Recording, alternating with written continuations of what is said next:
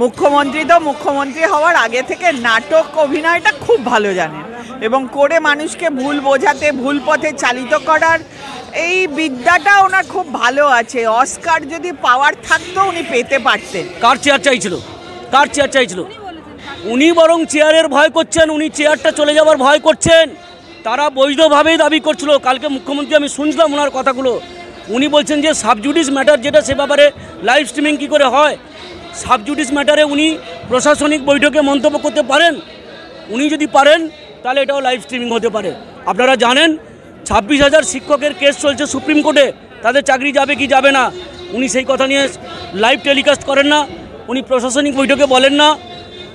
Upper primary নিয়োগ নিয়ে কোর্টে মামলা চলছে, সেই মামলার ফয়সলা হয়েছে, সেই মামলা চলাকালীন উনি দিনের পর দিন লাইভ উনি বলেননি, নিশ্চয়ই বলেছেন। তাহলে কেন মানুষকে মিথ্যে কথা বলছেন? সাবজুডিস ম্যাটার হলে লাইভ স্ট্রিমিং করা যায় না, এটা একবারে মিথ্যে কথা। পশ্চিমবাংলার মানুষকে মিসগাইড করছেন উনি, ভুল পথে পরিচালিত করছেন। আজই বলে কি লাভ আছে? করে দেখাক আমি পদত্যাগ করছি, তার ইচ্ছেটা পদত্যাগ করো। রাজি তো বলতে পারে আমি পদত্যাগ, আমরা বলবো আমরা তো চাইছি, করে দাও তোমার পদত্যাগ পত্র, যেখানে রাজ্যপালকে দেবার কথা তুমি সেখানে যাও। দেখুন, সংসারে অশান্তি হলে মাঝে মাঝে বাড়ির গিন্নিও এরকম বলে যে এই সংসারটা আমি করব না। মমতা বন্দ্যোপাধ্যায় এখন বর্তমানে যে জায়গায় পড়ে গেছে, উনি সবার কাছে ভালো শাস্তি চাচ্ছেন যে আমি পদত্যাগ করতে চাই। আরে মানুষ তো বলছে যে পদত্যাগ করুন, মানুষের কথা শুনতে হবে না। উনি যে স্বাস্থ্যমন্ত্রী হিসাবে ব্যর্থ, সেই ব্যর্থতার দায়টা নিয়ে অন্তত পদত্যাগ করুন, এটাই আমাদের দাবি। আসলে প্রথমে সন্দীপ ঘোষ পদত্যাগ করতে চেয়েছিলেন, উনি করতে দেননি। তারপরে বিনীত গোয়েল পদত্যাগ করতে চেয়েছিলেন, তাও উনি করতে দেননি। এখন উনি নিজেও পদত্যাগ করতে চেয়েছেন, আবার পরেক্ষণে নিজে পদত্যাগ করতে দেননি। এই রাজ্যের লোক মুখ্যমন্ত্রীর এই ভাওতাবাজিতে আর ভোলবার নয়। পদত্যাগ ওনাকে করতে হবে না, পদত্যাগ মানুষ ওনাকে করিয়ে দেবে, গদি থেকে ওনাকে টেনে নামাবে। যতক্ষণ না পর্যন্ত কেবল আরজি কর নয়, সমস্ত ইনজাস্টিস যা এই 11 বছর ধরে উনি করে এসছেন, সেই সব কিছুর একটা ফয়সলা না হচ্ছে। তিনি যখন মিটিং করেন, তার জেলাগুলোতে গিয়ে মিটিং করেন, প্রশাসনিক বৈঠক করেন, তখন তো লাইভ টেলিকাস্ট করা হয়। তিনি যখন নাচন কদন করেন, তার লাইভ টেলিকাস্ট করা হয়। এক্ষেত্রে ডাক্তাররা বলেছেন, ন্যায্য দাবি করেছেন যে আলোচনা হবে। এই আলোচনা এখন আমার নিজের মধ্যে সীমাবদ্ধ নয়, হাজার হাজার লক্ষ লক্ষ মানুষ সেই আলোচনা শুনতে চায়, জানতে চায়। সেটা করতে মুখ্যমন্ত্রী ভয় পাচ্ছে। এটা হচ্ছে যে উনি যে কথা বলেন কাজ আলাদা করেন। আমরা জানি পশ্চিমবাংলার মানুষ ওনাকে চিনে গেছে। উনি যা কথা বলেন তার অধিকাংশই মিথ্যা কথা বলেন। উনি যে কথা বলেন কাজটা ঠিক উল্টো করেন। উনি গতকাল বললেন যে মানুষের স্বার্থে আমি পদত্যাগ করতে চাই। তাহলে এতক্ষণ পর্যন্ত আমাদের অপেক্ষা করতে হচ্ছে কেন? মানুষ তো চাইছে, পশ্চিমবাংলার মানুষ লাখো লাখো কোটি কোটি মানুষ চাইছে যে উনি পদত্যাগ করুন। উনি পদত্যাগ করলে উনি যে উৎসবে ফিরে আসার কথা বলেছেন, আজকে দেখবেন বাংলার মানুষ উৎসবে মেতে উঠবে, লক্ষ লক্ষ মানুষ রাস্তায় নামবে, মিছিল করবে, বিজয় উৎসব করবে যে মমতা ব্যানার্জি পদত্যাগ করেছে এবং পশ্চিমবাংলাটা বেঁচে গেল। আরে মুখে বলছি আমি পদত্যাগ করবো, আজ কাগজ তো দিতে হবে রাজ্যপালের কাছে লিখে। উনি কোথায়? আমরা তো ভেবেছিলাম যে কালকে ঘুম থেকে উঠে একটা ভালো খবর পাবো, টেলিভিশন চ্যানেলগুলো তারা ব্রেকিং নিউজ দেখাবে যে মমতা ব্যানার্জি রাজ্যপালের কাছে পদত্যাগপত্র পাঠিয়ে দিয়েছে। সেটা কিন্তু দেখতে পাচ্ছি না। স্বৈরতান্ত্রিক ব্যবস্থা যারা কায়েম করে তারা এভাবে পদকে আঁকড়ে রাখতে চায়, তারা পদ ছাড়া বাঁচতে পারবে না। জানে যে উনি পুলিশ ওনার কাছ থেকে সরে গেলে মুহূর্তের মধ্যে শেষ হয়ে যাবে, এই দলটাও শেষ হয়ে যাবে। মমতা ব্যানার্জি শুধু নয়, তৃণমূল দলটা শেষ হয়ে যাবে। পদত্যাগ মানুষের স্বার্থে করছেন না কেন? যদি বলে থাকেন মানুষের স্বার্থে পদত্যাগ করতে চায়, তাহলে করছেন না কেন? এখন মানুষ তো খালি একটা দুটো মানুষ নয়, কোনো পলিটিক্যাল পার্টি না, হাজার হাজার লক্ষ লক্ষ মানুষ নেমেছে। ভারতবর্ষে এরকম আন্দোলন কখনো হয়নি। আজকে কোটি কোটি মানুষ, ভারতবর্ষকে বল নয় সমস্ত পৃথিবীতেও এই আন্দোলনের ব্যাপকতা ছড়িয়ে পড়েছে। তা সত্ত্বেও মুখ্যমন্ত্রী যখন বলছেন জনগণ যদি চায় তাহলে পদত্যাগ করবো, জনস্বার্থে তো অবশ্যই। একটা মেয়ে, একটা ডাক্তার, 31 বছর বয়সের একটি ডাক্তার, সে একটা তার নিজের কর্মস্থলে খুন হয়ে গেল, যা কখনো ভারতবর্ষে কখনো ঘটেনি এর আগে। This is the first time. একটা কর্মস্থল তো সবচেয়ে সিকিউর প্লেস, একটা হসপিটালে তার সিকিউর প্লেস, সেখানে একজন ডাক্তারকে হত্যা করা হলো। এর থেকে আর কি আর নক্কারজনক জিনিস আছে? জুনিয়র ডাক্তাররা উত্তর দিয়ে দিয়েছে, চেয়ার যদি চাইতে আসতো তাহলে চেয়ারের কাছে গেছিলো কেন আলোচনা করতে? তাদের আলোচনা করতে যেত না। তাহলে চেয়ার যদি চাইতে আসতো তারা চেয়ারের কাছে আলোচনার জন্য যেতেন না তারা। এটি তো বড় কথা। কারণ চেয়ার, একটা জুনিয়র ডাক্তার কিসের চেয়ার চাইবে? কিসের জন্য? সে কি মুখ্যমন্ত্রী হতে চাইছে না, নাকি না স্বরাষ্ট্রমন্ত্রী হতে চাইছে?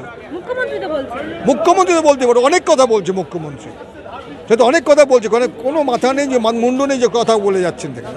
কোনো মানুষ এই মুখ্যমন্ত্রীর বক্তব্যকে সমর্থন করছে দেখেছেন? আপনি তো দেখছেন, ঘুরে বেড়াচ্ছেন সবার কাছ থেকে, কটা মানুষ সমর্থন করেছেন মুখ্যমন্ত্রীর বক্তব্যকে?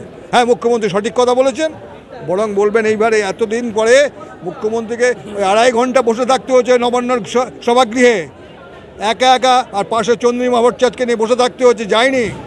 ডাক্তারদের হুমকি দেওয়ার চেষ্টা করা হয়েছিল, কিন্তু ডাক্তাররা একটা কথাই বলেছিল যে মিডিয়ার সামনে বলতে হবে সমস্ত কিছু ওপেন, যে হাজার হাজার লক্ষ লক্ষ মানুষ আজকে যে আন্দোলনকে সমর্থন করছে, ন্যায্য আন্দোলনকে সমর্থন করছে, সেটাকে মানুষকে সামনে বলতে হবে, সেটাই সবচেয়ে বড় ভয়। লাইভ স্ক্রিনিং করলেই তো তার ভয়।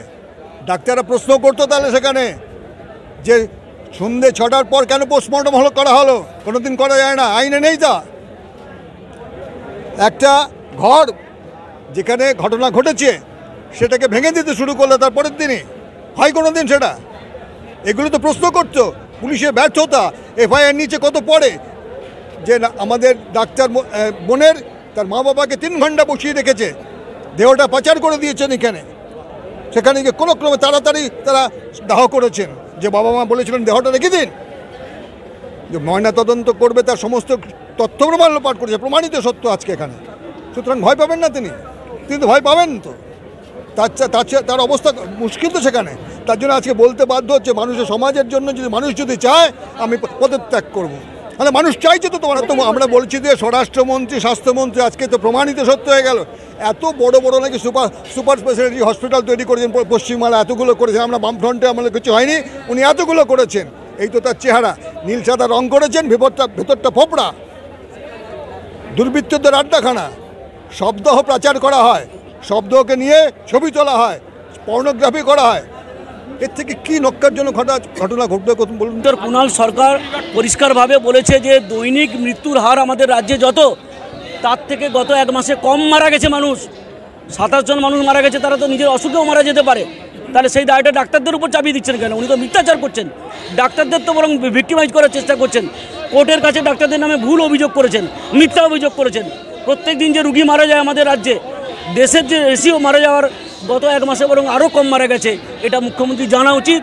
উনি প্রশাসনিক কর্তা যারা আছে, যারা আমলা আছে, তাদের দ্বারা ভুল পথে পরিচালিত হয়ে এই ধরনের বক্তব্য রেখেছেন এবং ডাক্তারদেরকে যে ব্লেম করেছেন ওর জন্য ওনার ক্ষমা চাওয়া উচিত। বলে দিয়েছেন, করেননি তো। বলে দেয়া আর করা এর মধ্যে অনেকটা তফাৎ আছে। আমরা তো চাইছি উনি করুক, যে আমি পদত্যাগ করলাম আর করতে পারি, এটার মধ্যে অনেক তফাৎ আছে। বিচার চাই না চেয়ার চাই, সেটা উনি ভালো বলতে পারবেন, কারণ অভিনয়টা তো উনি ভালো জানেন। উনি স্বাস্থ্যমন্ত্রী, উনি তো নিজেই রাস্তায় নেমেছিলেন যে আমার রাজ্যে আমিই বিপদে আছি, আমিই বিচার চাইছি। আচ্ছা, উনি যদি বিচার চাইতেন তা আজকের পুলিশ কেন প্রমাণ লোপাট করবে? কেন সন্ধ্যা 6টার পরে ময়নাতদন্ত হবে, সেখানে তার চালান নেই? এইগুলোর উত্তর কে দেবে? মুখ্যমন্ত্রী বলেছেন কোনো লাইভ স্ট্রিং? দেখুন, উনি তো প্রশাসনিক বৈঠকে বলে দেন যে সব কিছু লাইভ করতে হবে, না নতুবা রাজ্যের মানুষ জানতে পারবে না। কিন্তু এখানে ডাক্তারদের ঘরে ঢুকিয়ে এমন কি বলতে চাইছেন যেটা মানুষ জানলে ক্ষতি আছে? তাহলে ডাক্তারদের হুমকি দেওয়ার জন্য ওখানে ডেকেছিলেন যে আমি হুমকি দেবো, এটা যেন কেউ জানতে না পারে, আমি ভয় দেখাবো, তাদের রেজিস্ট্রেশন বাতিল করব, এরকম কোন? হ্যাঁ, সরকার মুখোশ করে যেতে পারে, সেজন্য উনি ভয় পেয়েছেন লাইভ স্ট্রিম করতে।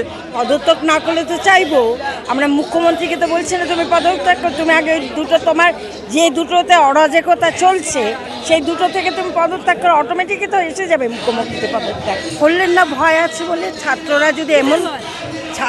যদি ডাক্তাররা যদি এমন কোনো প্রশ্ন করে যেটা ওনার চিন্তাধারায় চলছে, সেই চিন্তাধারার ভেতরে আটকে যাবেন, সেই ভয়ের তারা যায়নি, কারণ ডাক্তারদের সাথে পারবেন না উনি, সেই যোগ্যতা ওনার নেই।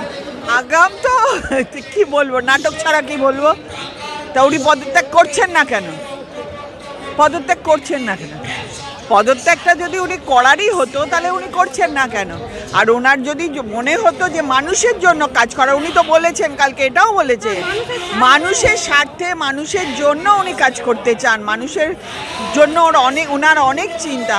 তা এতদিন ধরে চিন্তাগুলো কোথায় ছিল যখন একটা মেয়ে ওইভাবে প্রি প্ল্যান্ড মার্ডার, এটা একেবারে প্রি প্ল্যান্ড মার্ডার, এবং এর জন্য উপর পর্যন্ত হাত আছে। তাহলে উনি তখন কেন করলেন না? এবং যারা মার্ডারের সাথে যুক্ত, আমি জানি না কারা কারা আছেন, যাদের আমরা চোখে দেখতে পাচ্ছি তার বাইরেও আরও লোক আছে, উনি তাদের বাঁচানোর জন্য এত চেষ্টা করছেন কেন? আসলে নিজের চেয়ারের লোভটা এত না, সেই জন্য অন্যকে নিজের মতন করে, নিজের আয়নায় নিজের মতন করে অন্যকে দেখেন, তো তাই জন্য উনি যদি চেয়ার না চাইতেন তাহলে আজকে সিঙ্গুরটা হতে দিতেন, তাহলে অনেক ছেলেমেয়ের চাকরি হতো। আজকে আইটি সেক্টর হয়েছে বলে ছেলেমেয়েগুলো, কিছু ছেলেমেয়ে চাকরি করে খেতে পাচ্ছে। সিঙ্গুরটা যদি হতো তাহলে চাকরি করে খেতে পারতেন। তৎকালীন মুখ্যমন্ত্রী ওনাকে হাত ধরে বলেছিলেন যে এসো বলো আমাকে অন্তত সিঙ্গুরটা করতে। এটা তো আমি তো প্রমাণ করতে পারবো না। উনি যদি মিথ্যাচারের রানী, অতএব এই কথা উনি বলবেন। কথা উনি অনেক বলেছেন, ওনার পুরো রাজনৈতিক জীবনটাই মিথ্যাচারিতার একটা অংশ, এটা তারই একটা পার্ট। সুতরাং মানুষ এতে ভোলবার নয়। ওনার যদি পদত্যাগ করার ইচ্ছে থাকতো বা নৈতিক দায় থাকতো তাহলে উনি প্রথম দিনই পদত্যাগ করতেন। যেদিন ওনার টোটাল স্বাস্থ্য দপ্তর, ওনার প্রশাসন একটা সংগঠিতভাবে আগের দিন রাত্রে কি হয়েছিল সেটা বড় কথা নয়, বড় কথা তার পরের দিন সারা দিন ধরে যে চিত্রনাট্য রচনা হলো, যার মধ্যে দিয়ে গোটা স্বাস্থ্য ব্যবস্থার এবং রাজ্যের পুলিশ প্রশাসনের কঙ্কালটা বাইরে বেরিয়ে এলো, সেই ঘটনাটার দিনই ওনার নৈতিক দায় নিয়ে পদত্যাগ করা উচিত ছিল। কিন্তু আমরা জানি উনি করবেন না, জনগণ ওনাকে টেনে নামাবেন ওনার গদি থেকে, সেই জন্য ওনাকে কয়েকটা দিনের অপেক্ষা শুধু করতে হবে, এটাই। অবশ্যই অবশ্যই উনি তো আমরা দেখেছি যখন যত উনি সেই প্রশাসনিক মিটিংয়ে যেতেন, সেই নায়ক সিনেমার মতন একটা লাইভ স্ট্রিমিং চলছে এবং সেখানে একটা ভাওতাবাজি চলছে, দেখা যাচ্ছে কখনো ভাইস চ্যান্সেলরকে উঠে দাঁড়াতে বলছেন, কখনো সচিবকে বকাবকি করছেন। আর এখন যখন আসল কথাগুলো উঠে আসতো, সেই ছাত্রছাত্রীরা প্রশ্ন করেছিল, মাওবাদী তাকমা দিয়ে চলে এসেছিলেন।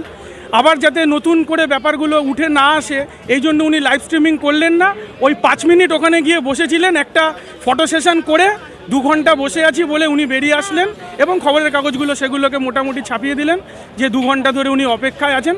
আসলে অপেক্ষায় থাকার অভ্যাস ওনার করা এখন থেকে উচিত।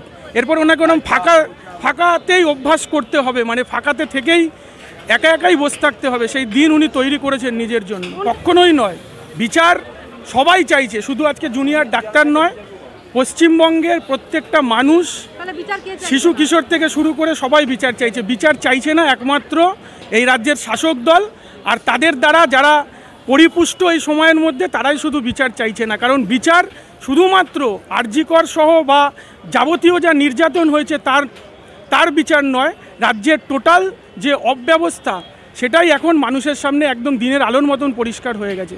সুতরাং তার বিচার করতে গেলে প্রথমে মুখ্যমন্ত্রীর চেহারাটাই সামনে চলে আসবে। তাই জন্যই উনি বলছেন যে জুনিয়র ডাক্তাররা বিচার চাইছেন না, বিচার সবাই চাইছে।